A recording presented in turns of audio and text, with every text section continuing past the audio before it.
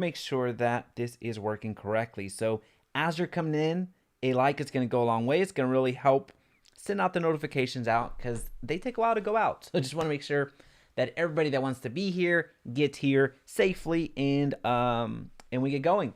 So we're talking about the top mistakes to avoid as a real estate agent. So this is a really juicy topic. This isn't meant to just be too negative, if you will. This is meant to raise awareness and then provide solutions, provide awareness and then provide something that you can actually use and benefit from. There's no sense, at least in my eyes, in just casting stones and not giving you ways to improve, because I'm falling into these traps. A lot of the agents that I work with fall into these traps. A lot of the agents that I speak with are currently in these items or committing these mistakes. So we certainly don't want to do that any longer. So as you're coming in, a like is going to go a long way, and also commenting down below where you're from is going to help me understand where the community is at.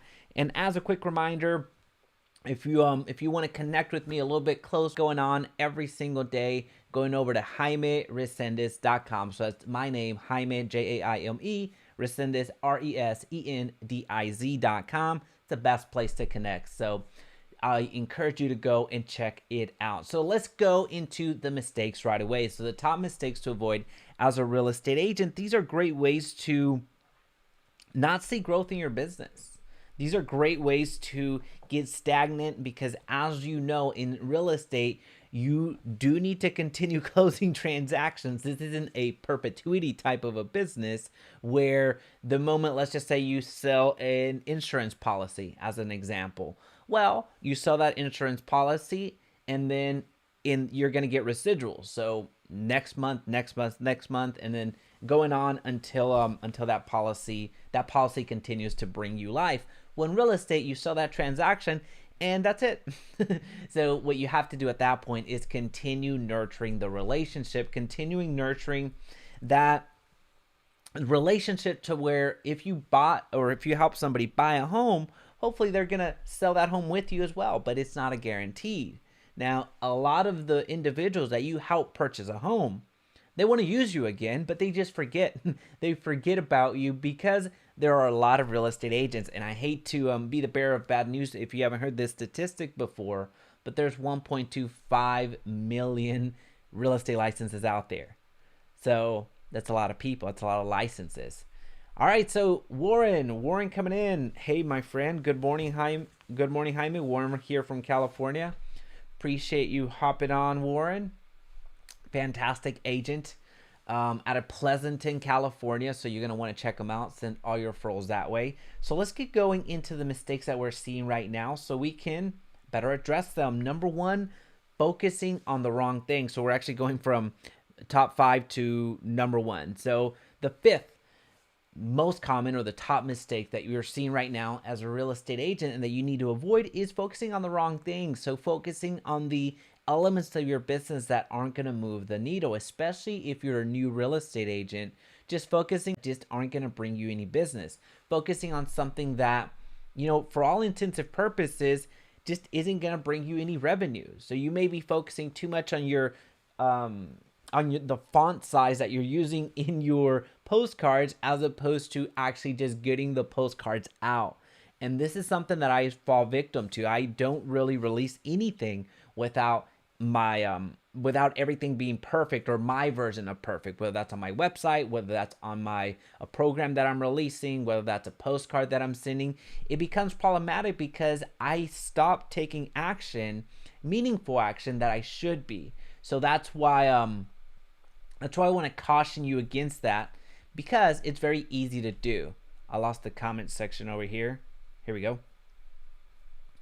All right, so that's something I really just want to caution you on, and it's more of, hey, I'm speaking to myself at this point because it happens to me a lot. So I just want to make sure that you're not focusing on, you want to focus on the items that are going to actually move your business forward. Focus on the elements in your business that are actually going to produce fruits for you, that are actually going to start conversations. They're going to increase your commission opportunities. So revenue generating activities, it's what it's called in the industry. Now, at the same time, as I say that, number 4, it's going to sound contradictory, but it's not. Putting commission over people. That's a big mistake that's happening right now. Putting commission over people. Now, I know I just said, hey, focus on revenue generating activities. I stand by that. And that's something that you should absolutely do. Don't sweat the small things that have no bearing on your business. Focus on the elements that are going to bring you business. But when I say commission over people, this is a mistake of prioritizing the actual commission over the people, meaning you'll do anything for a sale. Meaning, hey, I have a very strong buyer right here, and I see that this listing is only offering 2% commission. Well, I'm not gonna show that home to this buyer because I have a really good strong buyer, and I would much rather that person buy a 3% commission. A house is offering 3% commission. So instead of doing what you should be doing and working for your client, knowing that this property that is offering 2% commission is ideal for the client, instead of showing them that, you show them one that has a 3% commission. That happens a lot. It happens a lot. So not working in your client's best interest, you have a fiduciary duty, as a reminder, you really do, to your client. And the moment that you start prioritizing commission over people, it just becomes a self-defeating prophecy. No, it's not right. But when it comes to commission over people, that's just something that is happening way too much. And that's just one example. There's other elements. There's other ways in which where you're prioritizing the commission, and you're just becoming too and when I say you, I have to admit it. That's something I fall into as well, especially starting out. There's this desperation of, I got to get this first transaction. I got to get my next deal. I don't know where it's going to come from. And people can smell commission breath. So people are very, very smart. They're very intelligent, and they can sense that on you. So if you're coming across as somebody that's really prioritizing that commission over people, people are going to sense that on you. So that commission breath is a real thing. So just avoid that altogether.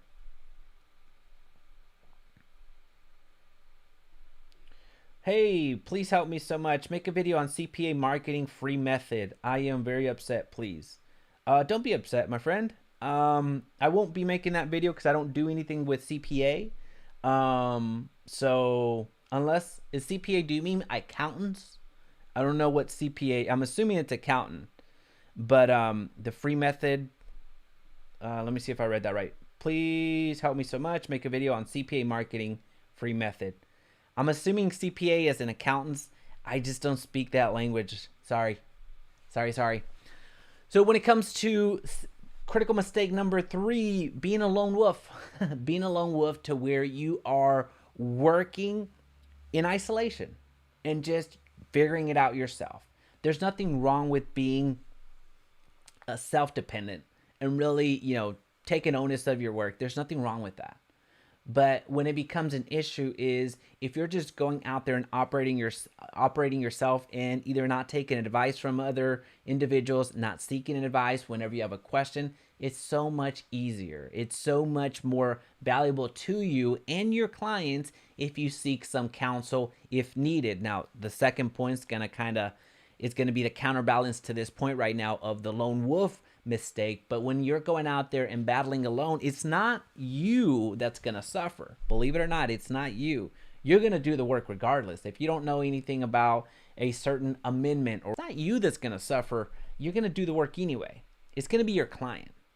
It's going to be your client that suffers because of the lack of knowledge that you have, simply because you didn't ask your broker, you didn't ask the real estate commission, you didn't ask your peers. So operating in a lone wolf and having that lone wolf mentality is not only going to be a detrimental part of your business, but it's also going to put your clients in peril because you're going to leave them without that wise counsel that either a more experienced agent or an agent that has already experienced whatever it is, whatever challenge that you're trying to overcome.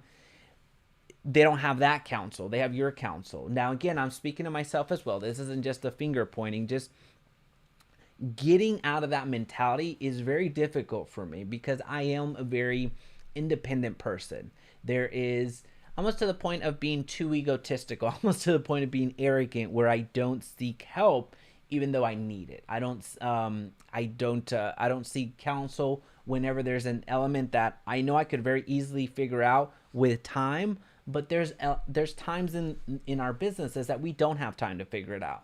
So we need to seek that wise counsel so as to help our clients a lot better, right? So I hope that this is making sense. Now, again, operating as a lone wolf, that's a great way to lose time, money, energy, and lose a client at the end of the day and put them in a bad position. Let's just call it what it is. Now, here's that yin and yang, right? So there's the people that are just too independent, if you will, or too lone wolf in their own world. But then there's also the too needy, right? So no, notice where I put too needy. I put that above the lone wolf one because I think that this is actually is a big deal. I think it's a big mistake of being too needy. You're a business owner, so you as a business owner, there's an element of figuring it out. There's an element that you need to find a solution to a problem. You're a problem solver.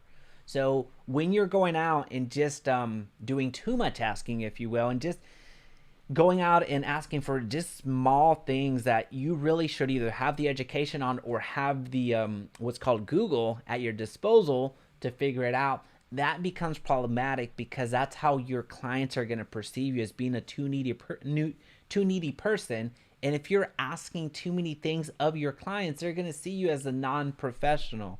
They're not going to see you as a professional in the space. They're going to see themselves as, when they're at the perfect example, whenever they're having dinner with another couple and they start talking about their home purchasing experiences, well, you don't want them to say, well, my agent asked me for everything, on my advice on everything and how I should handle everything. I felt like I was doing the transaction. So you don't want to be you don't want your clients to speak of you that way.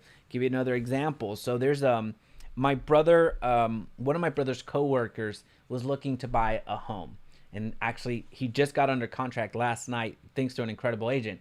But he was looking to buy a home in January. So as of this recording, it's May. And he had submitted offers. His guess was about 35 offers. Think about that. 35 offers.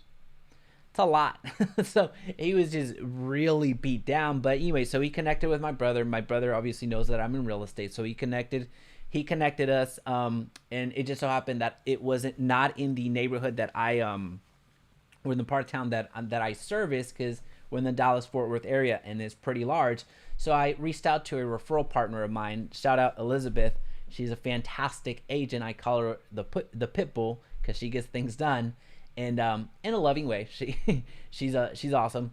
So she worked with him in less than 2 weeks. They're under contract now.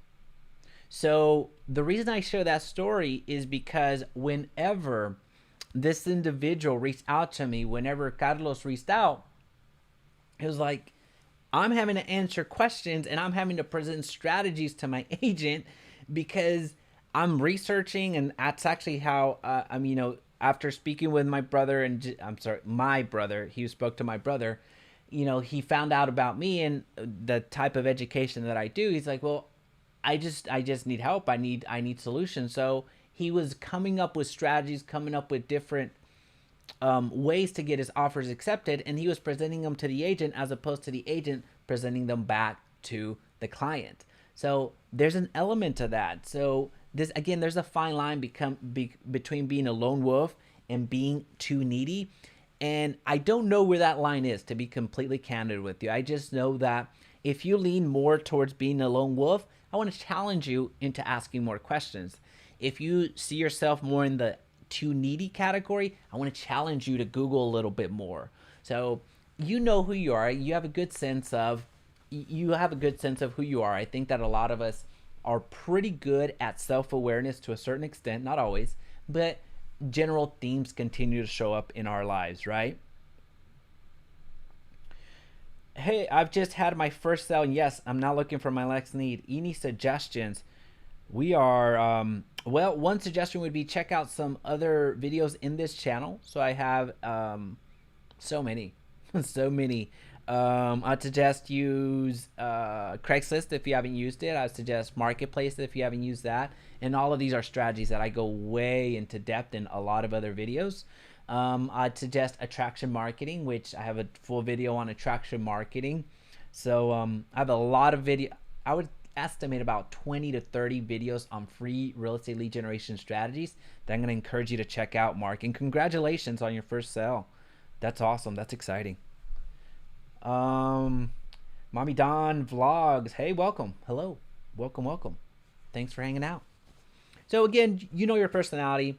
If you see yourself on the more needy aspect where you're asking, challenge you. Instead of sending off that text or calling that broker of yours, Google a little bit. Just a little challenge for you. And this one, waiting for license. So waiting for license, if you're a new real estate agent, there's a meaning for this. And then waiting for license, there's also another meaning if you're already a real estate agent. So let's talk about if you are a new agent or you are becoming a real estate agent. If you're waiting for your real estate license before you start building your brand, building your name, getting your name out there and start marketing, and then figuring out how to do it, you're falling behind. So I just want to repeat that. If you are getting your real estate license and waiting for you to actually have the license before you start working on your business, you're falling behind. And I know that sounds like I'm telling you to commit real estate fraud, or not real estate fraud, just something that the real estate commission would go against. I'm not suggesting that you practice real estate. That's not what I'm suggesting. I'm suggesting that you have preparation for how you're going to market yourself, how you're going to get business. These are questions that you need to have before you even consider getting your real estate license. But a lot of agents, aspiring agents that want to get their real estate license, they get their license first and then they figure it out. Well, now I have my license, how can I get business? That's an issue. That's an issue. I'll give you an example. So Portia, she's in California. So she is somebody that's joining my real estate team, and she is so good.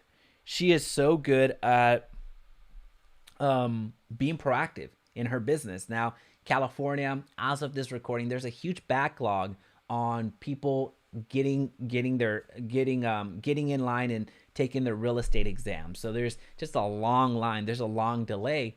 And she's been waiting for months to sit for the exam. She's been ready, but there's nothing that you can do. You have to wait for them to authorize for you to take the exam. But through the past about 3 months that she and I connected, she's been in every single summit that we have. So summits, so the Agent First Group Summit, it's Agent First Group is a group that I started, and every Tuesday we have a very influential and very successful real estate agent or practitioner in the space that comes and presents to us, just to my team and my team's guests. So you're always welcome. Just send me an email. But she's been in every single one of those. Every single Thursday we have a Agent First Group huddle.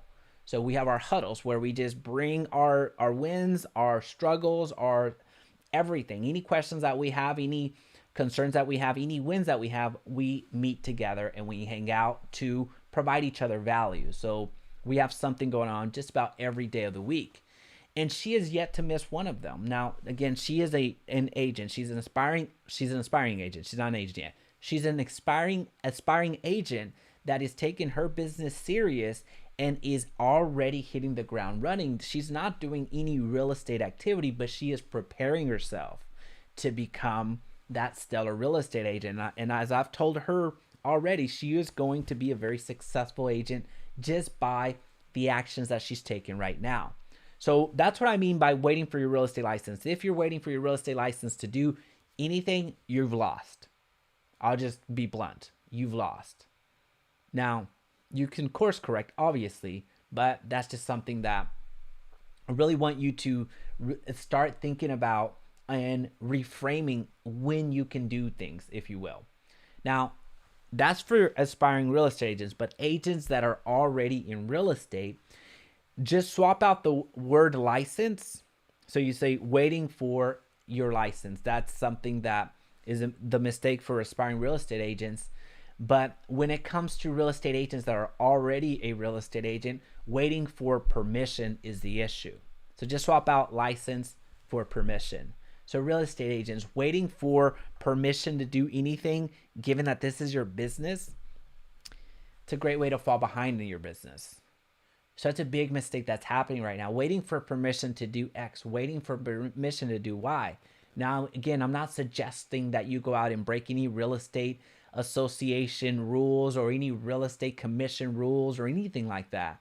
What I'm suggesting is take calculated risk in your business. Take a calculated risk in your marketing strategy. Take a calculated risk in asking somebody to be their real estate agent, right? So it's something that you don't need permission. This is a business. You're a business owner. You're an entrepreneur. So you are the one that dictates what your day looks like. You're the one that dictates what your week looks like. And you're going to be the person, believe it or not, that dictates what your career is going to be. So stop waiting for permission and just get more meaningful action. Love from India. Hey, appreciate you. Appreciate you for hopping on. So and India's awesome, by the way. That's I think it's the third. So the United States, Canada, and then India, I believe, is where the viewership is coming from. So big strong presence in India. So thanks for being here. Now, when it comes to, again, waiting for your license, if you're an aspiring real estate agent, or waiting for permission, that's something that is gonna put you behind. Don't wait for permission, just take action. Right? There are certain instances where it is better to ask for forgiveness than for permission. Now, not always. Now, again, this isn't a license. This is me not giving you permission to go out there and do anything that's illegal, if you will, or something that may not fly with the real estate commission.